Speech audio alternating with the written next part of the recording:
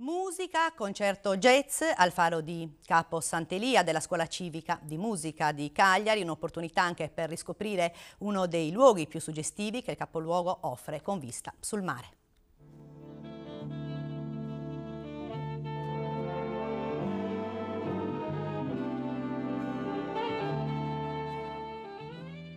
Un interstizio, una fessura, tra luci che si avvicendano, in cui la musica si spiega, si scopre. Un'ora tra la fuga del sole e l'occhieggiare del faro, tra jazz e swing, tra il colle di Sant'Elia, le pulsazioni del Mediterraneo, gli aculei di roccia e terra che vi si conficcano, le reminiscenze di vite scorse. Un concerto, la big band della Scuola Civica di Musica di Cagliari, Charlie Parker e Dizzy Gillespie, una jam session, il fremente instabile distillato musicale del nuovo mondo, il jazz, le acque in cui quello vecchio si specchia da millenni. 21 elementi per 11 brani, eseguiti in un luogo che è parte integrante dell'identità della città, di cui riappropriarsi, una delle ragioni della scelta dell'area del Faro come palco naturale per la performance della band diretta da Paolo Carrus. L'esordio, la lettura di un brano di Francesco Alziator dedicato a Calamosca, poi poco meno di un'ora di musica, quanto serve all'incastro del giorno nella notte, alla saldatura delle ombre.